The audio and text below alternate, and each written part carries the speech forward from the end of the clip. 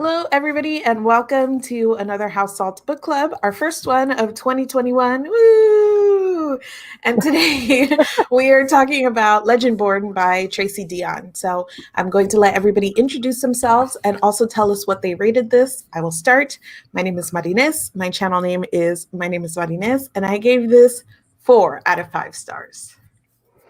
Hi guys, I'm Sam from Thoughts on Tones, and I gave this 5 out of 5 stars. Nice. Hi everybody, I'm Paige from Minimal Bookie, and I gave this 4 out of 5 stars. Hi, I'm Connor from Connor O'Brien, and I ended up giving this book like 4.5 stars. I really enjoyed it. I'm Jordan from the Jordan Journals, and I gave this book a 5 out of 5 stars. Oh my God! Oh my God. I love this for us so much. Especially to start the year, because last year we had more downs than ups. This is nice. Great start. So we'll dive right into talking about this. And I kind of made like a list in an order, but so many of the elements obviously overlap. So we'll try and keep this as together as possible. But I figured we could start with our main character. So how did you guys feel about Bree as a main character? Loved her. And like you were saying, everything sort of overlaps. But I really enjoy grief stories in general. So as soon as she had a dead mom, I'm like, great, awesome. We're gonna really Great. like really love that. So I just think I like when characters have this whole like, you know, a before and after, and you know, people don't and she's like angry, you know, right? She's pissed off about everything that's kind of happened, and I really dig those kinds of characters. And I really enjoy that she does impulsive things, and I really like impulsive, stubborn YA protagonists, but she's not stupid. And that's a fine line to walk, because a lot of times authors make them dumb as shit, and she's not. So I really enjoy that. And then I know we'll probably talk about this, but the scenes with her hair, especially. I have curly hair, but I do not have black hair. So I get like a portion of it, but not everything. But the fact that she like talked about that numerous times made her character like so much more like there was things about just like her routine that were included that made her feel all the more real, because like, yeah, you would have to, like, if you get demon blood in your hair and you have curly hair, like you can't just like wipe it out. Like there's a whole process. Like, you have to plan it. So I just felt like she was like a fully realized character in that way. So and just the powers she had, I know we're gonna get into powers and magic, but the combination of stuff she had, chef's kiss. Loved it. Yeah, I feel like the perspective, I was listening to it on audio. I always do for like this book club, just because I know I leave things to the last minute. And there was one line in the first chapter where she's talking to other people, and it was the way she described the way they were looking at her, like her blackness in that moment, that I was just like, I need to like have a physical copy of this book, because I know this perspective is going to be amazing and hit me hard, and I know I need to own it. So I bought it before I even finished like listening past that first chapter for myself, and like it kept going. Like Sam was saying throughout the book, she felt like a real person, because like Sam was saying, she would talk about like her hair routine and like how she has to decondition. It's going to take an hour and a half, and I'm like, I could relate to that, and like it made the story feel so much more complex and layered in a way by having this perspective. It was so different, even though it followed like a chosen trope, like a chosen one trope that we're so used to, because it was this perspective. It was so different, and that's what made me love her as a character the most. I'm so intensely drawn to this character. Yeah. It was just really nice because like she constantly had to like even correct a lot of the people that were like on her side. She like would have to remind them that they're not having the same experience with every single situation that she's having. And so like seeing that portrayed in the chosen one trope, when like everyone is like, so, like half of the people are like with her, but like they're on her side, but they also make mistakes, and she like has to like call them out and make sure that like they're with her in the right ways, which was cool. Yeah. I think too. So I said my thing is 5 stars. Probably in my heart, this is or I said 4 stars. Probably in my heart, this is a 5-star thing. But there were a few like crafty things that I think don't make this a perfect book, which almost hurts me to say, because I enjoyed the crap out of this. And part of the reason that I did enjoy it was the balance between the fantasy and contemporary elements. And I think that what made the contemporary portions of it feel so so believable, so fun, just as fun as like the fantasy was like Brie the character. I loved going through these like everyday things with her. I love hearing her own thoughts on her friends in the South and everything that she's experiencing through her lens. Like I was there with her. And yeah, those moments where she, you know, the first thing that Nick tells her is like, you know, lay low, we can't attract attention. And like within a scene or two, she's like, F this, like you can't talk to me that way. And I'm just like, oh, precious baby. I love this so much. It fit the story. You know, when you have these younger characters in fantasy settings, there are times where you're like, I don't believe this. I don't believe her, like, you know, facing down demons or learning how to, you know, use a staff and a sword. But I believed it with her because she just seemed like so impulsive, so brash, so brave, such a badass. And she's also not good at it. Yes.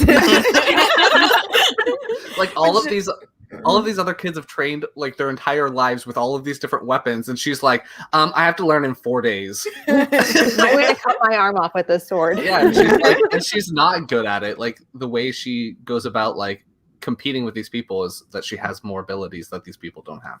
So I thought that was really like, I like that realistically, like her like level of abilities makes sense. Mm-hmm. Mm-hmm. Like you were saying. Yeah. Mm-hmm. I agree with everybody. I agree with everybody.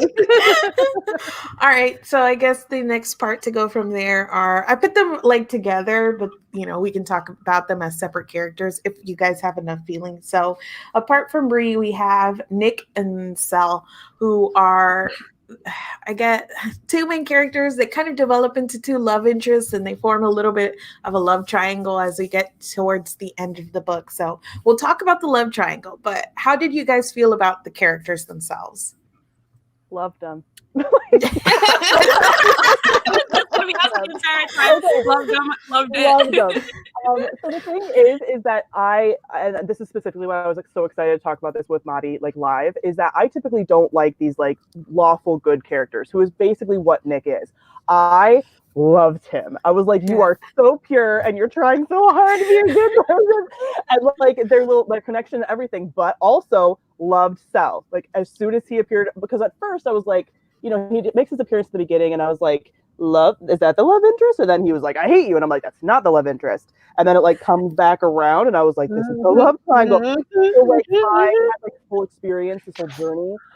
And I think what's so nice about this love triangle, and we've talked about love triangles like this before, I think possibly, but that there's they're all interacting with each other and they matter to each other also. Yes. And I'm like, I love that. I love that. That makes a good love triangle. So yeah, but just as separate people, I think they all feel very real too. Like there's not one that I'm like, that's the one she's gonna pick, or like that they're only there to be love interests. Like they all have their own agendas, and that makes like the whole thing so much stronger.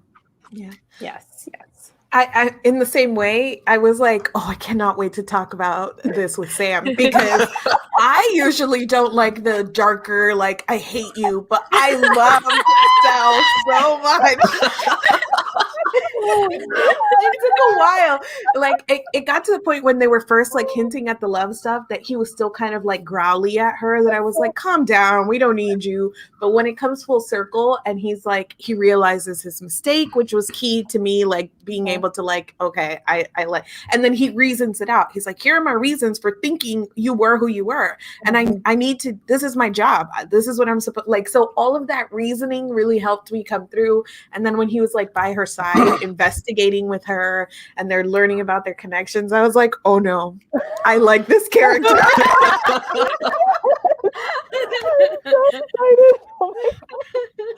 I'm just gonna say I petition for a throuple here situation. Yeah, I don't want her to end with one person. The power that way gives. Yes, I know it's YA.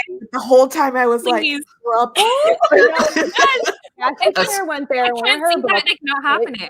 It can go there. It can happen. Because, it can happen. like, Sel did say like he was in love with Nick at one point, and I literally screamed. I was like, As soon as her like Sal is by, I was like, yes! yep. Literally that like put him above Nick just barely. I was like, my little baby. And then, Yes. I like Nick for Brie because he's like that constant good that she needs, especially when she's going through such a rough time in the beginning. She just knows he's like always there for her. But like Sal grew on me, like as Mario was saying, as the story went on. I was not a fan of him at first, but then when he started getting softer and showing like that side to her, I was like, okay, so like you don't have to like force me. I'm gonna love both of them and I want them all together.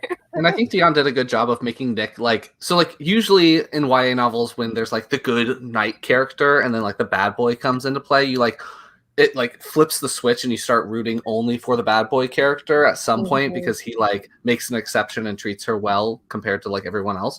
But Nick, I feel like she did a good job of making him still reasonable. Like he isn't there for her for a lot of the portions of the book because he's being taken away, but like she's the one who put him in that situation. Like he didn't want any of this and he's doing this for her. So like you still kind of feel like you like him because he's like doing this still for her. Like he would walk away if it was his own choice. So that's why like I still like Nick. I like Sel a little bit better. But and also like towards the end of the book when like they all awaken or whatever, like there's a rule that she can't be with Nick anymore. So like I'm like, so go with Sel. I like Sel. Sel was very predictably my favorite character. Like the minute he was introduced, and then the more we learned about him, and the more that we got into the story, I mean, it was just obvious that this was going to be my favorite character. I love him so much. So the whole thing with love triangles for me, I'm not somebody who like outright like if there's a love triangle, I'm like, ew, no. It's more like the same with me and vampires. Like I'm intrigued because 90% of the time people get it wrong and it's not going to be something done in the way that I like. But in theory, when it's done well, like, yeah, I'm all about it. I love it. So it was really interesting reading this. And there are like a few other tropey things. Like this is like, it really grabs from a lot of tropes of the fantasies or genre and like Chosen One, but it does it so well and so interesting. And the reason I think the love triangle in this worked is because they all felt like fleshed out characters. They all have their missions, but also Nick is, like Paige was saying, like a balance to Bree. Like he very much feels like a compliment to her, but Sel feels like the same as her in a lot of ways. Like they vibe on that, like we kind of dark, vibe. And so like you understood why they understood each other and why they got along so well. So it was never a thing where it was like that love triangle where one is obviously the better one. One is obviously, the one she's going to pick. Here it was like, I don't know. And honestly, I'm happy for you because either one is like a great choice for you. Yeah. And we also find out like the moms of like Sel and Bree were friends. So I wonder how that's going to impact their relationship in book 2. I'm so excited to see how that impacts them. Yeah, but all the stuff at the end, like with the end reveal that Connor was talking about earlier, with like, I know we're going to get to like the very end. We're not going to talk on every little thing, but some of the things about like, okay, since they're both like called, they can't technically be together. Sel's the King's Mage, but he's the King's Mage of Nick, but Nick is not Arthur, so he wants to like pledge himself to her. Like the dynamics there is just real good, and like the Sel thing can almost be a version of like almost like Princess in the Guard or Queen in the Guard, which is a thing that I really dig. So like he's guarding her. Yes. Like, there's just like a lot of dynamic, and even you could even say Nick is as well because he's like the second, almost like right hand man kind of thing. So it's like this just adds so many tropes to romances that I like and makes it into a, like we've been saying, like a really well fleshed out love triangle. Yeah. And I know like book 2 is probably going to be more piney because they mentioned it like when they were talking about the like rule that they can't date. It's like courtly, like romance, courtly love, which is like the whole concept in literature where you can't consummate that love. And I'm like, it's going to be so, which is my favorite. I love angsty romances in fantasy settings. So sign me up. Please give me book 2 right now. I think that part of the reason that Sel feels like a better, like a more favorite character, and the reason towards the end I was more like pulling a little bit to him, as much as I love lawful good characters and all that, is because they actually got the conflict in this story. So it felt like their relationship had progression, whereas Nick felt a little bit more insta-lovey, and there was some conflict, but it was all like exterior, like he needed to be somewhere, but it wasn't between them, so they didn't have like the satisfaction of like watching it grow. But even that, like the insta-love trope, it also felt like oh, this is so cool, because it ends up being like Arthur and Lancelot. And so they have that like that connection. And she's like, oh my gosh, this is why we feel like so connected. So there was an explanation, and it wasn't just like, I don't know, I love him, you know? So I again, just another trope that I was like, ooh, she did it so good. I love it. Yeah, that was the thing that bumped it up for me to 5 stars, actually, because originally I was like, this is probably like a 4.5, because I don't love this insta-love thing here. Like, I liked, so as much as I do like the whole love triangle, and I like Nick, like, I wasn't super pulling for them because it was so instant. Like, they knew each other like a week, and then all of a sudden he wants to like make her his like squire or whatever it was. So I was like, and then at the end when it's like, oh, it's because he's Lancelot and she's Arthur, I was like, okay, well, in that case, like, I'm fully on board with this, and it kind of like forgave the insta-love for me. For a hot second, when we didn't know exactly what was going on with their like parentage, I'm like, what in the city of bones is going on? Connor, when they were explaining it, and he was like, and then he married her, and they were together, and I was like, no. No. Same, I had the exact same thought. This book gave me serious Mortal Instrument vibes, and I loved every minute of it. Yeah, it was a lot of that, minus like the incest part that I was very, very concerned about when we realized she was Arthur, and I was like, are they related? Is this where this is going? But I thought at first too. I should have known he would not do that to us. And then I was sitting there and I was like, but it's like 8 generations removed. Like, it's probably fine. Like, my brain was like sitting there like fine. That's right. Like, but like that was a kind of exception. I was like, but is it going to be okay? Because it's like really diluted. And I was like, no, that's fucked up, Sam. But it was just like, I was like, are they really going to do this to me right now? Yeah. It was such a smart way to do the like lost bloodlines trope though, because they had commonalities at like some point in the parentage, but it was between like external people. I don't know. It was just really well done. And I was sitting at my desk like trying to do something else while I was in the audiobook, and I was just like, oh my god, no. I could not contain myself. Traumatized. Like, the YA community has been traumatized by Cassandra Clare. Like, we really all went into a panic when this happened, because it's like, we've seen the incest before and we don't want it to happen. Like, oh my god, bone deep panic. I was like, oh no, like. Oh my god. Okay, so not 8 generations. Still bone deep panic. So, the love triangle, I mentioned this when we were reading it, because I was like not the first one to finish. I think Connor was, but anyway, I had like a thought. Did this not feel like Stefan and Damon from the Yes. Okay. I was thinking about that every time I was Absolutely. the southern like setting of everything, like the old town, everything was Vampire Mara Diaries. was like, no, I don't like Damon. Just saying that there's some overlap, because like the fact that she meets Elle first, and there's this like thing, and the way that they like look and like dress, I'm like, this is Stefan and Damon, and like you know, and they're like that way. I'm like, this is, but it's just a trope that just is like, you know, it's not like Stefan and Damon created the trope. But it gave me those vibes. I'm in season 1 of Vampire Diaries, where Damon is a literal like rapist monster. So like I'm having a hard time seeing the comparisons. That's valid.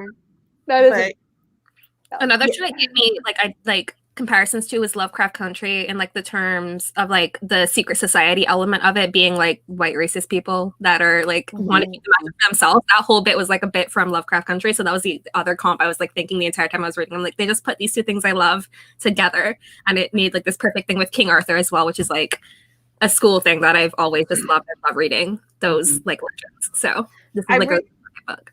Yeah, we've been like mentioning all of the like magic and world building stuff. So I want to get to that. But before we do, are there any of the additional like side characters? Because there were a bunch that stood out to you, or anybody who you want to talk about. You know, the best friend, Alice, was there. The healer, William. Love Cinnamon Roll. Loved him so much. Yeah. I don't even know why, but the sticky notes when she woke up every time she passed out, just adorable. I loved him so much. That's my contribution. I was really afraid that William was going to be the mole for a good chunk of the book, and I was like, do not take this character from me like that. Yeah. I mean, like his friendship with Bree was awesome. Like I feel like they just like get each other, and like it was like almost instantly they just got each other. They like vibed really well. So I believed it. I loved seeing them interact. Yes. Like I was kind of excited every time she got minorly hurt so that they could interact. Yes. And he was like a very like soft, sweet character, but also like he was protective of her and he was fierce. Anytime he needed to be like, no, sit down, he was. So it was like a really well balanced character. And again, we only see him a handful of times, but every time he popped up, I was just so excited that he was in the scene. So. And he was always like, he believed her straight away. Like the moment she said something, he was like, yep, I understand. Like no questions, no nothing. Like she's like shows up out of the blue after they like forced her to go away. And he's like, I knew you wouldn't leave. Let's go do this thing. Like, yeah. He's so sweet. I also really just liked in general, even though there's a lot of characters and not all of them did I feel like I got necessarily a full feeling for. There's a lot of members of the Alphabet Mafia in here, and I really appreciated that. Like every sure maybe like I don't think Bree like necessarily lays out her sexuality, but I think she's straight. I mean, they haven't really like said clearly, but they've kind of pointed out other people, and I'm like, oh, like this is a very queer like community. And then like Greer is really cool. I liked like their conversations about sort of being an outsider and like microaggressions, and the fact that Greer was like, but I know it's different for me as like still a white person in this world, even though I'm non-binary, than it is for you. Like, and it wasn't trying to be like, no, I get it, you know? So I thought that was cool. And even the fact that like, I think the authors talked about this a little bit because I was looking through her Twitter, but the fact that Tor, who's a lesbian, well, no, bi, probably. Again, they don't clarify. She dated Sel, so by a fan or something. But that she's a bigot. Like she's racist. Like she's not great. And so the fact that it's one of those, it's a commentary on a lot of times people in the LGBTQ plus community are like, well, I can't be racist because I'm marginalized too. And it's like, bitch, yes, you can. That's not what that means. So I think also, pointing that out was a good thing too. There's also the other POC character. I forget her name. Isn't she? She's like part Latina. Oh, yeah. I know who you're talking about. Who's white passing, and she's white passing. I think that might be Sarah. Oh yeah. Star or whatever. In my head is what I said. Star. Yeah. Yeah, and every time like her dad comes around, everyone's like, ugh, but they like give her a pass because she's white passing. So I felt like that was really well handled as well. Other characters, I feel like there was one other one that I wanted to bring up. I really like Alice characters too. Oh yeah, let's talk about Alice too. But I feel like Alice. What'd you say? Oh, she grew on me. Like I didn't really. When she was missing in the middle, I was like, okay, this is going to be like the one problem I have with this book. Like the best friend goes missing, but then when she came back in and she was like standing up for Bree in the situation, even though she's totally human, like and dealing with all of this, I really started to enjoy her character. So I hope like we see more of her in book 2, so I can like learn to love her more. Seeing where they had to like hold her back so that she wouldn't like want her friend. I think that Alice becomes her page. Or whatever. Okay. I would love that. Just because like the moment she was like, you are not doing this without me, and like came with her, I was like 100%. She's got the spirit. She's going to be her page. I was thinking how they were going to integrate her into the world because they had to somehow integrate her into the society. And that is a really good idea. Really good way to do it. She was the first one of like the like total outsiders or whatever to like show up. And she's going to obviously pick someone that's similar to her in that situation, and also it's her best friend. Who is she going to trust more than Alice? Right. I will say that at the very beginning, I was so annoyed with her. This is a like a trope, I guess, that I always like in my head goes with the Princess Diaries with Leah's best friend, where she's like, God, are you still hung up on that? Your dad died 2 months ago. And you're like, let her grieve. So in the beginning, when Alice was like getting on her case and she's like, you're different. I'm like, hello, her mom, like there didn't seem to be like that space to understand her best friend and let her grieve. So my sense of justice, I was like, we don't like Alice in this house. But then she kind of grew on me a little later. And I did like the elements of it that were kind of trying to address like, you know, friends going into different situations or growing apart or getting different interests. It was just a part that I was like, give her a break. Her mom just died. Like, come on. That it like made me a little frustrated with Alice. But by the end, like I was on board. I think it's one of those things too with like Alice, like she's very clearly never had anyone close to her die yet. And like so Bree has, and it's so difficult to like comfort someone when someone close to them dies if you haven't had a similar experience. So I feel like she was just, I mean, I could understand her, but she made me so mad.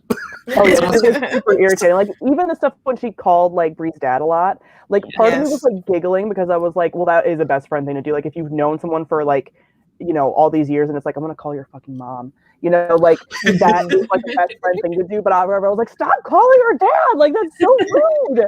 But it still was. I think that kind of helped us as readers, like really connect with like this betrayal. You know, kind of this feeling of this friendship sort of falling apart and the stress of that a bit. So that when they came back together, it was all the more satisfying. Yeah. Also, speaking of her dad, I really enjoyed it for the one scene we got to see him physically, and that was such good. I was crying that scene. I was like emotional. It was so good over the waffles. When they go to Waffle House. So the other thing that I was like, oh my God, Tracey Deonn again strikes again, because she takes the YA trope of the parents being absent for most of it, and she's like, my characters are in early college. That was the minute that was introduced, I was like, what a genius way to solve that common problem. Put them in college with 15-year-olds. Yes. Amazing.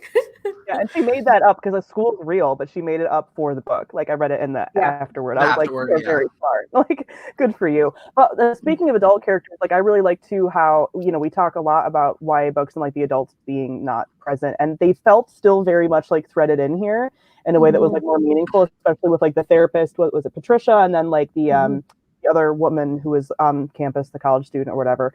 Just those people that were like helper people that were around, and even just like the ancestors that like came back in, which I thought was really cool. I don't know, those connections I think were a cool way to kind of tie in again that like the idea of like roots and ancestors and culture and heritage and like all of that stuff that they kind of. I think it was smart too because her parents aren't even, or Bree's dad is not that far away, and Alice's parents live not that far away because they come and pick up Alice every single weekend. So like they're still present, they're still checking in, and like I don't know, I felt like it was, like you said, a good balance because it made sense that they weren't there to like be there all the time, but then they would be close enough to be called whenever something bad happens. Gave her just enough freedom to like work with the parents still in the story, but then have the characters do things that parents would not let them do on their own. Correct. It just reminded me of like when I was 16 and going away to like college summer camps for like soccer or whatever. Like we basically had our own freedom, but like your parents are still super involved because you're only 16. Yes. And like the world building also explained why we didn't see any of the professors and stuff getting on her case when if she missed class or anything, because of like the whole vassal like system in the college. Like that's why they had the free run to do everything they did. So it wasn't just like teenage kids running around like amok with like without any explanation. It was like there was a world building answer to the situation as well. Well, let's talk about the world building, because the magic system in the world building, because here is my confession, is that I understood this book, but if you asked me to explain certain aspects of the magic, I'm still like, I don't know, dog. Like, I don't.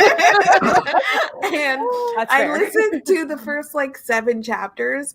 I read the first 7 chapters and I was like, yeah, I think I need to start again. And I went back and I restarted because I felt like I was missing, I don't know, I could not keep up with like Paige and Squire and all of the things and the elements of it. And then finally I was like, you know what, I just need to let it be and move on and not rely so much on trying to understand it right now. And eventually like it did catch up and I was like more or less in the know. And I think the one slight weakness here, as much as I like the world and the magic system, I don't think that she explained it clearly enough in the beginning. Like you really just needed to stick with it and just let it wash over you. And also some of her like action sequences, I got a little lost in them. I'm like, who pulled a what out of where? Like I had no, like it got a little bit muddy sometimes when she was describing action. So those are my like nitpicks with the story.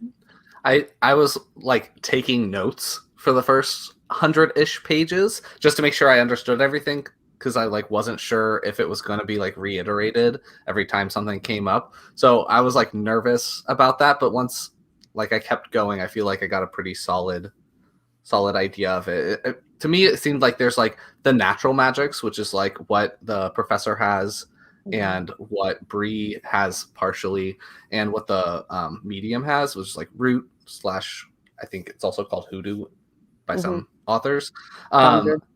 Yeah, and then there's like the like unnatural magics where they like steal the magic, and like that always comes with a different cost. So like the root magic, like they have to pay the cost when they're doing the magic. Like they give these sacrifices, do the magic, and then like the Legendborn, their style of magic was like blood magic, and that's why they all die soon after they like get awakened and everything like that. Yeah. But with like the what was it, squires? When they get like bonded or whatever, and then like the pages. See, a lot of us are also like, I understood it more or less. Yeah. I didn't need it like a full explanation. I understood there were like limits to what they were doing, and that for some reason Brie didn't have any limits to anything she was doing. And I was like, because like I liked the whole idea of like getting drunk on the magic as well. I like that Sal, if he used too much of the magic, it fucks him up the same way like drinking would. I thought that was a really funny choice to make in the book. But yeah, I like the two versions of magic as well. I like that there was one that was more about like ancestry and like that whole idea of like going back to your ancestors and using that as a form of magic. I thought was really powerful when I was reading it. And that the blood magic was like they took it for themselves because they wanted this power. It was a really good juxtaposition, and that she has both of them. Like as a biracial person, I was like, I like the way she's using this magic system. I sort of like relate to it in that sense. I thought it was cool too that like root wasn't like just like there's other communities that also have their own version of root. So like it was like extra awful that these like Legendborn have this like blood magic because they wouldn't have had that magic, but they stole it for themselves.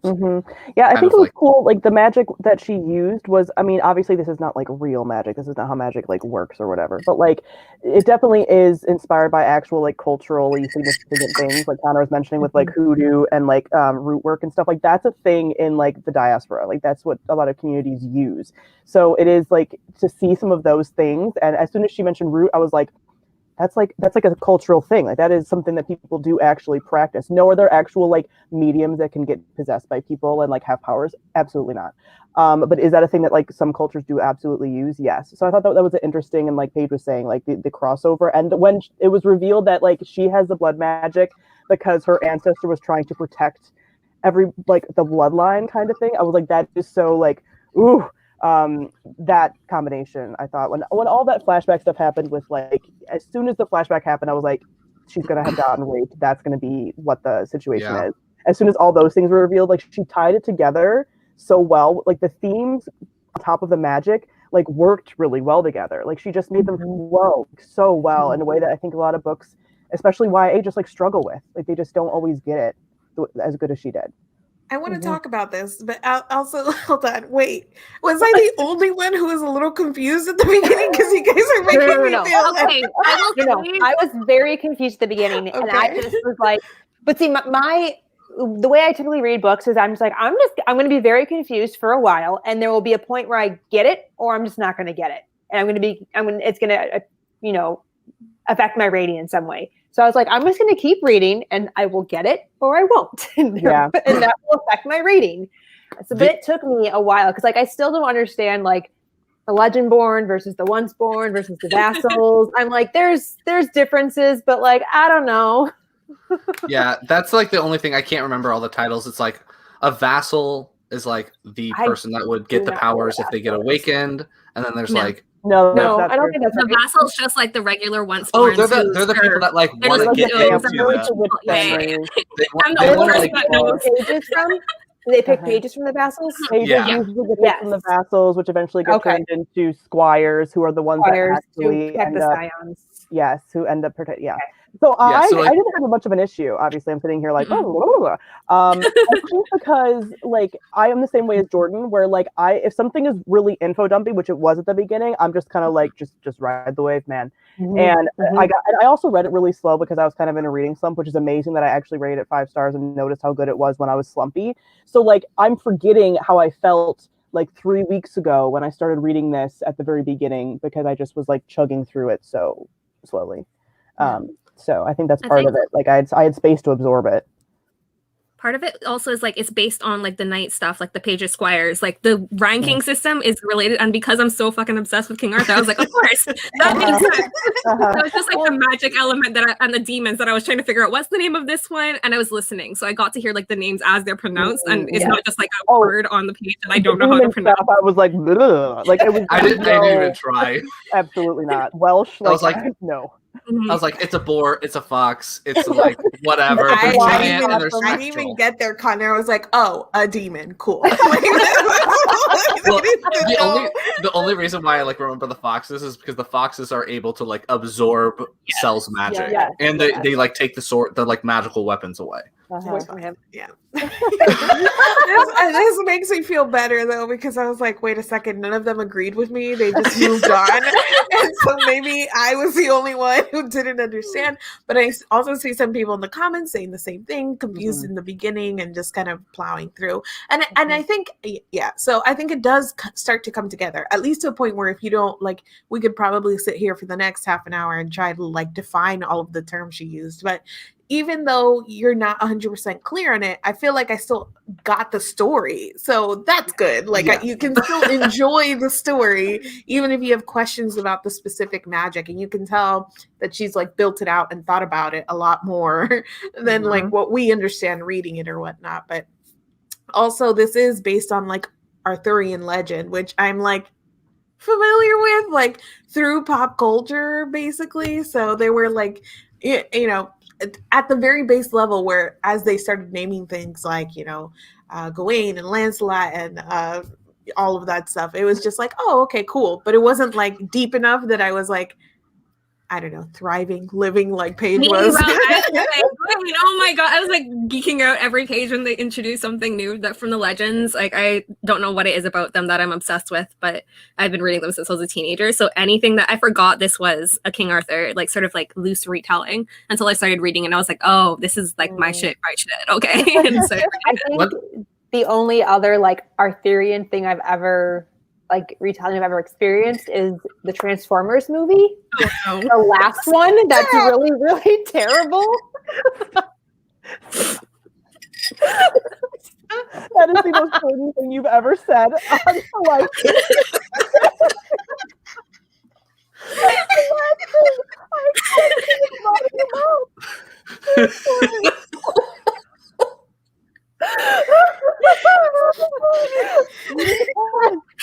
Oh, okay. So much. I thought I it was very unfamiliar with this story. the one thing that I really thought was interesting. I'm going to just move on past the Transformers comic.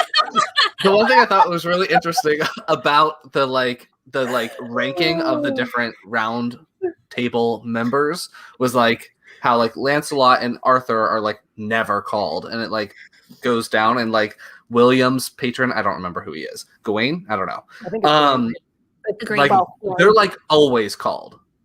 And I thought that was really cool, just because like they're like considered lesser, but they literally could not function without them being called all the time. Like he fixes all their injuries. So like it was like a weird balance, because like when Arthur and someone else aren't present, like someone's like, well, I'm fourth, so I'll start making decisions, and someone that's third shows up and she's like, oh, wait a second. I'm in charge. And then she realized how bratty she is, and the fourth person's like, no, okay, we're gonna do this, and the third person's like, okay.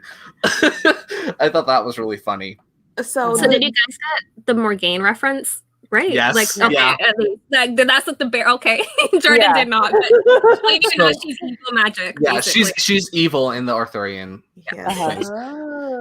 And she's like, she's somehow like, she like knows them personally or whatever, and like betrays them. Yeah, I got from the story that she was supposed to join the table and didn't, and became like a offshoot single. She's like an evil person on her sorceress. Yeah, Oh, I'm interested okay. to see what Deonn does with that. Like, Yes. that's going to be really interesting, because if she's had such cool takes on everything so far, I'm like, what are you going to do with the Morgana sort of element of it? Yeah, I trust her too, because I trust it not to be like a very one note, like evil witch sort of like storyline. Like I'm like, ooh, I know. if you can sell me on spell, like I cannot wait. Well, because like it would make sense because like Cell is like, oh my god, these Merlins become evil as we get older. We like lose ourselves and then we have to get imprisoned. But then you realize that his mom is out and about and like is totally fine and was protecting Breeze. So it's like, what else is going on? Is she actually evil, or is she like the good one of the group? Well, they have really insinuated that the Order is not so great by like the root users. So do you think we've met this character yet? Like the descendant of interesting point. Yeah, like whoever is going to come through as Morgaine. Yeah, they're supposed to be like just a subsect of magic users who, and like at first I thought maybe the root users were the subsect because they were just like these people didn't believe in what the Order was doing, and so they divided themselves and they tried to stop them. I would love that. I would love that so much.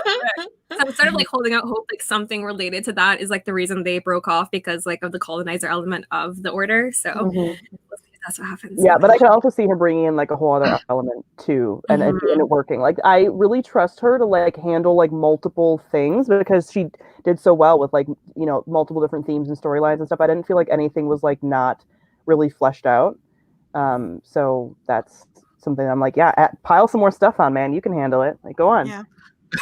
So the very classic, here's my baby knowledge of Arthurian legend. So the very classic moment of when Nick goes to pull his Excalibur and he can't get it, and so it's like the sword in the stone moment. I was like, I don't know again if it was because I was so lost in the sauce that like I didn't see this coming. But did any of you guys see this coming? Because I freaked out. I actually like gasped like out loud. I was like, like at like 2 in the morning when I was reading it. Like I mean, there's a lot of things about just like the plot that like I didn't see coming as far as like Fitz. Wasn't it Fitz that was like the betrayer demon thing? Evan. Oh, was it Evan? No, it's Evan. Yeah, it was Evan. That's right. Her like rich friend's boyfriend. There was too many white boys in this, but like that element, like I didn't see that coming. I was like, oh, so he's just like a demon, like a demon wearing his like skin, like that. Didn't see that coming.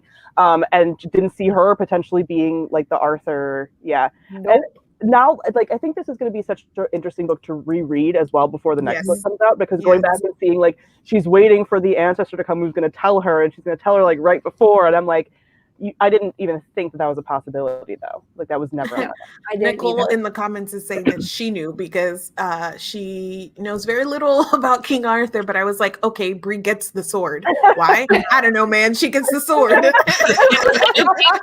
I knew Bree was going to pull the sword, but I didn't know it was going to be because like she was like the Arthur line. Like that was the one bit that I was like, oh, okay, well that explains why she's going to pull the sword. Okay. Well, so like I thought she was going to get the sword, but I also thought it was like going to be like related to like being worthy to have the sword kind of thing. Oh, like Nick wasn't going to be worthy. Yeah, exactly. I thought it was going to be a situation like that where like she wasn't actually the descendant, but she's like the rightful person to have this sword. Yeah. And then she was the descendant. Just as a little, like afterwards when everybody was like king, but it's Bree, I was like loving it. Yeah.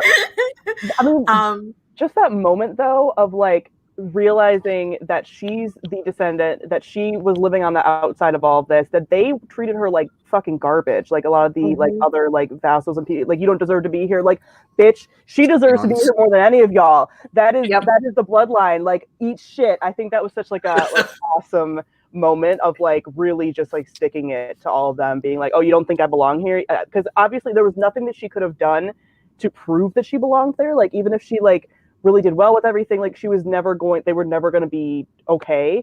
And for her to be like, you can't argue with this, like sorry, Arthur's now inside me, like I just what are you gonna do? I think in the second book it's going to be like that's going to continue. I don't think that people are going to fully accept her as Arthur. They're going to be like, she stole it or she doesn't deserve it or whatever, and she's going to have to deal with the like backlash of everything. But I think that's going to be again another interesting thing about like these people, and they're not necessarily going to come to terms with it because racists don't, but like there is this really uncomfortable thing, like, oh, she's Arthur's like scion because her grandmother got, or whoever, great whatever, got like raped by like your descendants. So like let's grapple, like even though some of them probably won't, there's going to be some like uncomfortable discussions, I think, that are going to somehow come up. Even if it's people are ignoring things, it's still going to be like brought up thematically, which I think is going to be an interesting thing for them to all have to contend with. Doesn't Nick's dad like express that kind of sentimentality like straight away? Oh yeah, like, you stole this from my son. Like, that was Yeah. his first reaction. So part of what just was absolutely amazing to me in this book was, again, like I said, like the contemporary stuff layered with the fantasy stuff, but like even just more than like the setting or the world building or anything, this thematic stuff, the way that she tackled some of like the colonialism and racism and all of that, like in contemporary world, it just really naturally baked into her story because of what Bree would experience naturally day to day, living in the South and in this situation, but also bringing it into like the fantasy elements. So, you know, we get that whole idea of like, you know, Bree stole it when she's talking about like affirmative action and being at this college program and the way that people react to her just being here, being like, what are you here, need based or and things like that. And she's like, no, merit. Then we see that echoed with like her taking her position of power in the fantasy sort of thing where people are immediately saying again, well, okay, well, you stole it. So good. Like all the fact that the Legendborn is all like colonialism magic and she's the only black from the beginning. She's like, I'm the only black person here. And like, she really notices these things, but then we get that tied to the actual fantasy element. Beautiful. Sam mentioned like just the everyday things that, you know, her curly hair and her thinking like even just like spending the night at Nick's and she's like, I don't want to sleep without my like satin pillow or my and I'm just like, oh my God, like it was so good the elements that she put into there, but the commentary was a chef's kiss. I like that was a thing that I was far and above like my favorite part of this whole thing. And I think like I think Patricia has mentioned, like when one of their sessions mentioned that there's always magic here, and you guys just assumed when you came over that there wasn't magic, and that you built your own chapter here in the States when we had been here, and then there had been other subsets of it here before you got here. Yeah. And it's sort of like the whole like colonialism element of it is like they came over because they thought like more gates were coming there, but like they brought it with them because their magic pays a price was like another moment that I really enjoyed. And just like all the little details, like this is why own voice stories are more important in genre fiction too as well, because it adds a layer that you don't get if it's like a white writer writing like a performative character of color. Like that is all the little details made me realize like I've never gone a story like this that was this detailed and this nuanced and like just paid attention to the little things, like the moment where one of the moms comes to the house and she treats Bree like she's like a servant. Literally had to put down the book because I was like, oh, this is too real. Like this would actually happen. Like, okay, but the moment of satisfaction, she walks into this last party, realizes that all the black and brown people are servants at this very party, and then by the end of it, everyone's bowing to her, and I was like, yes, living like those details. One of my favorite things that happened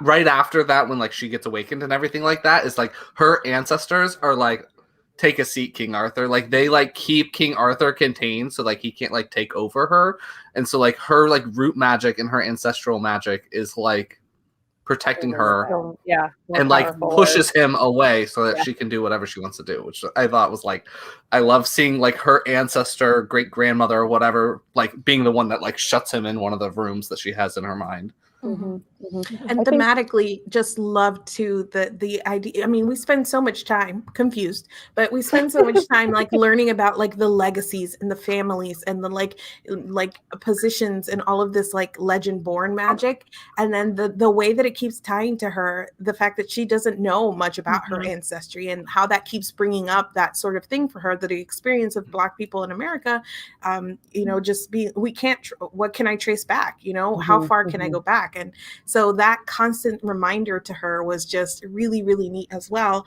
And the fact that it does eventually tie to some ancestral magic for her, I just thought thematically was beautiful. And and the like grief portion of it as well. All of the explorations of grief in this were A+, especially when she starts thinking about like after Bree and who she has to become to survive this or whatnot. But just also like the loss of it, you know, that the women in this family go so quickly that they can't instruct the women after them. I thought all of that was just really like touching and lovely as well. Because and like one of the main things that she has to address is like the like generational pain that like every single woman in her family, like her direct line, has to go through, because each one of them loses their mom young, and then it just like breeds a cycle of pain and suffering. Yeah, when talking about generational trauma, like it is so interesting because, you know, like psychologically, the reason we sort of have generational trauma is because I saw a TikTok on this recently that described it really easily. But basically, like the egg that you turn into is actually in your like grandmother's womb, sort of like the way that it sort of like trickles down. Like like the egg that made you was in your mom, and then when she was in your mom, like she was all like that baby was in your grandma. So that baby, like that egg, was like all the way back there. Do you see what I'm saying? Yeah. Like, So like every like scientifically true. like we know a woman. What is it when a woman has a female child? All the eggs that female child will have are produced before she's born. Yes. So then, like so technically, why, the grandchild's egg like that. already is Maddie's face right now. I know. I know that sounds really legit. I'm listening. But like the fact that again, it's like all these mothers are dying. Not only is it just like the trauma of like knowing that, but like that would actually cause like generational trauma just from environmental stuff like that, environmental stressors. So that's really cool. The other thing that I want to touch base on, because I know Mari, you've talked about this a lot in relation to like dark academia, secret societies. The fact that this was tackled and colonialism was addressed within this book in a way that it hasn't been by very popular books that have come out recently, Ninth House, things like that. Like how was this for everybody to kind of see like the difference between what we've been seeing recently with dark academia books coming out and like not quite handling that element very well versus this? I know Paige touched on it a little bit earlier too. Yeah, Ninth House wishes it could. It wishes that it could. This felt like for people who read Catherine House and didn't like it because it didn't have a strong enough plot. I feel like this would be like a good substitute because it tackles a lot of the same themes. It doesn't have like the gothic horror feel of it, which people not understanding what gothic horror even is like a whole thing, but it's fine. We'll move on. If you didn't like Catherine House, but you wanted some of those themes with a lot of plot, I feel like this would fill that need.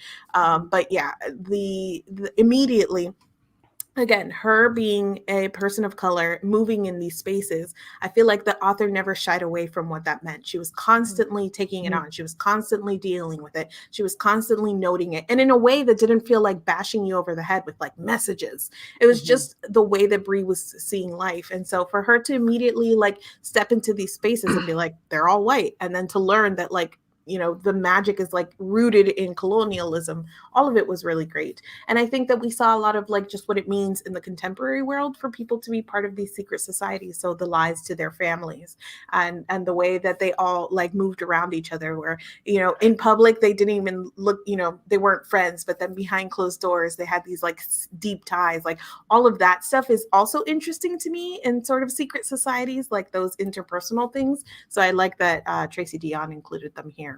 Again, Ninth House wishes it could. Yeah, and I like it tackled like the historical element of secret societies and like how they do produce people in power, and these people in power are often white, and how that continues to impact the people that come and like who's allowed to be in these rooms and in these spaces and get this power. I really like that element of everything. My brain just completely dropped the second idea I had, so the end. I haven't actually consumed a lot of the like dark academia, like secret society stuff recently. I usually watch the shows that have stuff like that in them, but I don't really read a whole bunch of it. Like I haven't read Ninth House or anything like that. Yeah, I tried to read Ninth House and I DNF'd it. So yeah.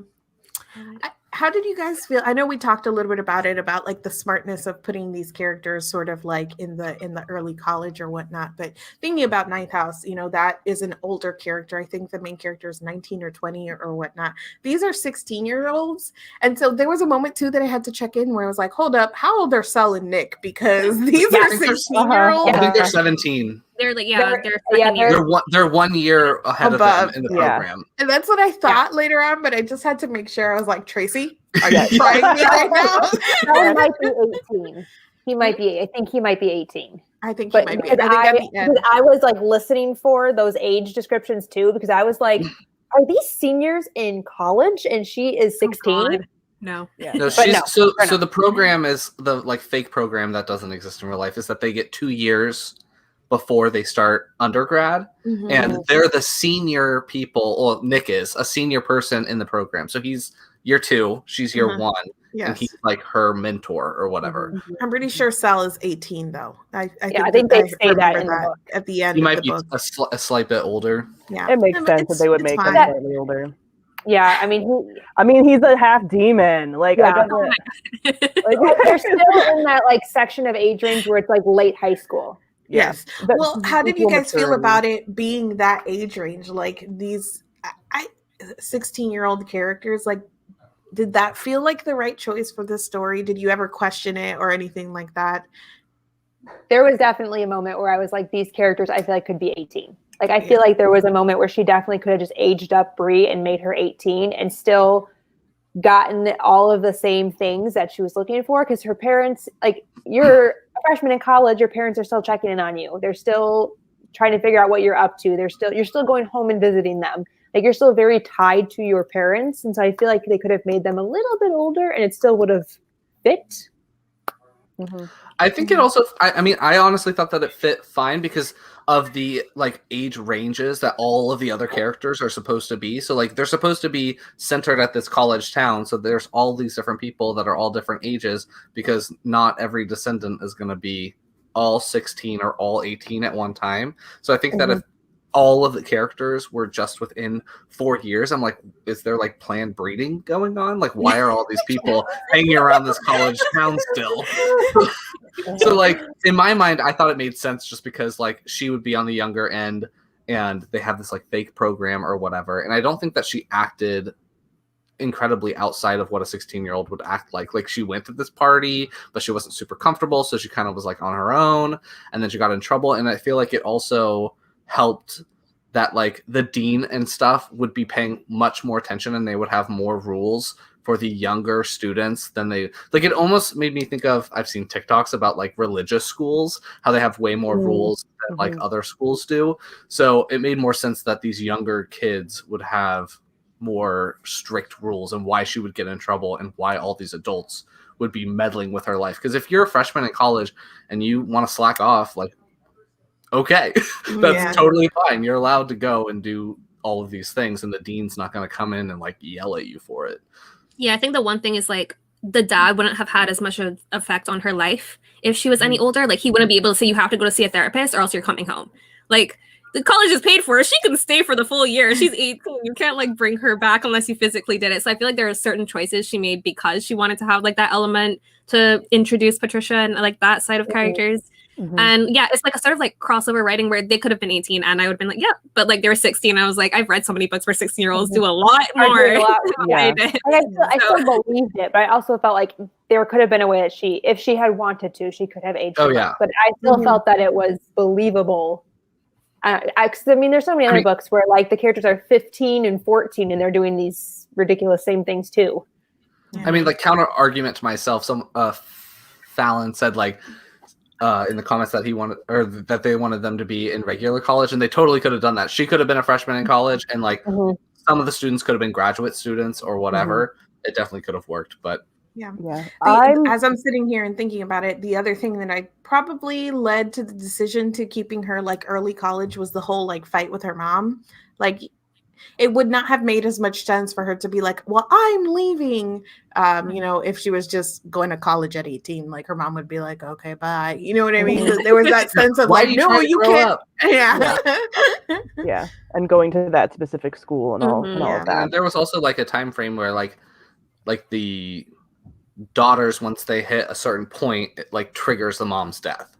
So I guess that would make sense. Like, that it would be more traumatic to lose your mom when you're like still a teen than when you're like going to college. It would have been a slightly different story had they aged up, but there was definitely a point while I was reading, I was like, you could have just made them 18. Like, it would have been so much more chaotic, like the real life stuff that would have happened as well, like on top of like, I feel like there would have to have been more in like her regular contemporary life as well, just because of the way college is all about like she hasn't declared anything because she doesn't have to as a 16-year-old. Like that element of her figuring out who she is, like what she's gonna do. They also point out that it's fine. also point out that they can't. I'm one over. They also point out that they can't join certain groups because they're not old enough, like sororities. Which, like, her friend from home, whatever, the one she borrows the dress from, she's Charlotte. Like, Charlotte. She's in a sorority, and she probably would have tried to bring Alice and Bree into that sorority if she could. Yeah. You guys are having all these nuanced conversations about age, and I don't pay attention to people's ages in books. I'm like, I don't care. Like, I'm always, I mean, I will if there's like really weird like gaps or like weird power dynamics and stuff. But with YA books, I'm always like, I'm aging them up in my head anyway because I'm 31 years old. Like, I'm always like, they're just like you're just gonna imagine them as adults. And I can't not do it. I can't picture people as 16 years old because I work with 16-year-olds and I'm like, you wouldn't be doing shit. This is not, no, you do not have the emotional intelligence or mental capabilities to be doing any of this. False. So, yeah, I always age them up. No shame to the teams. I think y'all teams are you're great. Keep doing what you're doing. You're not hunting demons, though. I'm sorry. There's like that one line in the book where I think it was like the ball situation where somebody was like, you're having like your like moment where everybody looks like they're 20 something and all their hair is like too good. Like she made fun of like the way that we would envision them in our heads, even though they're supposed to be 60. Yeah, so, like a CW TV show, like that. Exactly. That's why my brain is like this, because I grew up on shows where people were blatantly not 16, so I didn't envision them as 25. Yeah. Always. That's a good point, Sam. Good point. That's what my brain does too. The media. It's the media in my brain. It's the media. Like, it's not my fault. I don't know why this reminds. Oh, because you brought up the ball, but the little moment where she's walking in and she's like feeling all good, and the guy's like, "All right, then," and she's like, "Ready." I was like, "Oh, bless! That is so beautiful." And another moment that just came to my head was when Sel and Bree were going to like find the documents that they find, and there's like the Twilight reference where she's like, "Piggyback me." I was like, yes. Like, I'm not really a vampire. I loved that little like tidbit as well. I wrote that down on my notes somewhere. It's very self-aware, right? Like, it's very self-aware of what it's pulling from and what came before it, and that's always good too. That it knows when to poke fun at what it's doing. Mm-hmm. That was so funny. Oh, Jordan needed. Jordan was like, bye. This got a fair amount of like hype, I think, on BookTube. I don't know if you guys were seeing the same thing. I've seen mutterings, but I haven't seen anyone talk about it specifically. But I've heard people be like, "It's amazing." So yeah. Which is well. I saw some of that, like, it's amazing stuff. So I was like very pleasantly surprised to read it and be like, it is amazing. You're right. Yeah, when I tweeted it, like I was reading it, like all the responses were people so excited that I was reading it. They were couldn't wait for me to finish it. And I understand why it's literally such a great book. It was a great start of 2021. Yeah, I think it's one of the only YA series that I've started where I've been like enthusiastic about continuing. There's a lot of them that I read and I'll be like, oh, I'll read the next book, sure. And I'm like, I want the next book. Like, and that doesn't happen very often for me these days with YA series. Yep. I'm just worried for Brie. Yeah, I'm worried because she also has she has her family. Well, she has Root. Then she has her family line bloodline magic that curses her to die if she ever has a daughter that reaches maturity. And then she also now has the awakened magic that also kills you early. I'm like, when is this girl gonna die? Tomorrow. Also, she's got like all these people living in her head. Yes. Do not pull. I just thought like maybe she's dying at the end of the last book. Let's not pull. Somebody is going to die at the end. No allegiance. From the trio that we love, somebody's going to die. There's going to be some kind of undoing, probably sacrifice. Maybe Nick. Who knows? I can see it being that kind of situation. I can see it being Nick. Yeah, but then because we think that, I can also see it being Sel or something else is happening. But yeah, I think we're dealing with Arthur stuff. To live a more normal life after, whereas Sel's always going to be part demon. I could bring up some other things. I mean, I could see Cell being the one that like saves the day and like breaks the curse because Merlin is the one that started it. Ooh. The original Merlin. Right. And like get rid of it Conspiracies. entirely. Do we know if it's going to be a duology or a trilogy? I haven't don't seen that know. anywhere. No clue. Okay. Yeah, I don't know. I'm I've just hoping seen the it's a second trilogy. book. I could, yeah. It seems like there's a lot going on that she would have enough She would to have time. do 3 books. Yeah. And I know Sam read the afterword. I really like that Deonn had all of these. Like she made stuff up, but she also had like historically accurate things, like that statue of that guy who sucks, the like racist Confederate guy, like actually is on their campus. And I thought that was really interesting. Totally off topic, but no, this is the moment where we're getting all of like the last minute thoughts out of our head. Like, so anybody else have anything that they wanted to mention before we wrap up? What was the list you sent us earlier? I think I covered Covered everything. all that. Yeah, I love this book. Read this book. That's all. Read it. She's working on book 2 right now because she mentioned she was writing it, and I'm like, I need it right now. Please just. Yeah. I never want to be like, I'm so aware of people who are like weirdly, you know, like they push authors or they're like, when are we getting, you know, because it's like a little invasive, but also Tracey, when are we getting the next one? Right as fast as you can. End of 2020, right? Like it was like October. Yeah, so it's going to be until like at 2022 probably. September on my art. Oh shit. I thought, I mean, not that Goodreads is the end all be all of release dates, but I thought it said 2021, and I was like, oh, that's too optimistic. That's way too optimistic. Yeah, somebody mentioned in the comments too that the cover is so pretty. So I borrowed this from the library, and then I'd listened to a portion of it on ebook. But I'm 100% going to buy like a physical copy because it is very pretty. Yeah, I was saying like off like before we started the live that I listened to the first chapter, and as I was listening, I ordered myself a physical copy because I knew I wanted to have it on my shelf as well. I'm just gonna order the other ones, like pre-order them when they get dropped. I'm not gonna like it's auto buy for me. Yeah. So I guess we're all reading book 2. Yes. Yeah.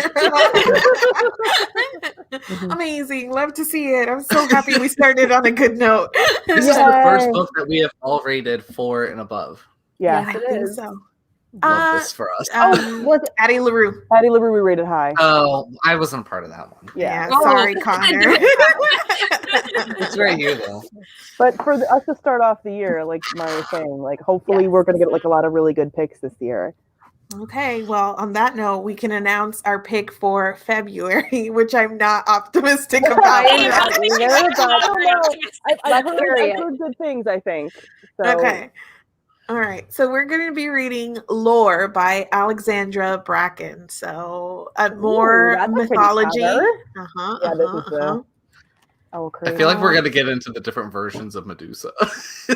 Ooh, yeah. I was a classical studies major. I cannot wait for Connor to just Connor's commentary. He's gonna take over the entire hour and just be like Greek mythology. And then we'll I have need to wear my jacket with elbow pads. Yes. Oh my god. We'll have like me chaotically swooping in, being like, "But the feminist version of that myth is actually this." And, like, chaos. I recently saw like a TikTok version of the myth that like I had never like read before, and I'm like, oh, I'm sure this will come into the conversation at some point. I think it's funny because obviously we're looking for books that we're all going to enjoy, but people are saying that they've seen mixed reviews about Lore in the comments, and I think those make for good live shows though, because usually we're all coming at it from different angles and like, no, you know, like I like this, I didn't like this, so it should be interesting at least. I'm not personally hopeful. Yeah, I'm being cautious. I'm like, I don't know, because I guess, I mean, we're probably gonna talk about this next time, but like I don't have a history that's very good with Alexandra Bracken personally. So it's another, but I didn't have a good history with V.E. Schwab, and I ended up liking Invisible Life. So it could be another situation like that. Right. I hope so, because I really struggle with Alexandra Bracken's writing.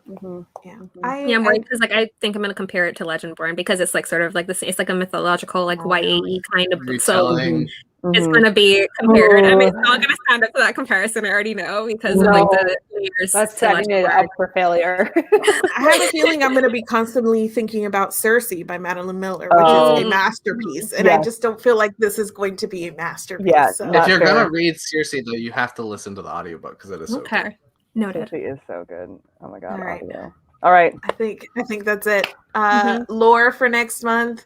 Go read Yes. Legendborn if you haven't. If you watch this and haven't read this book, go read it. And yeah, we will see you guys next month. We will announce the date and time as we always do over on our Twitter, and we will see you guys then. Thank you for joining us. Bye. Bye.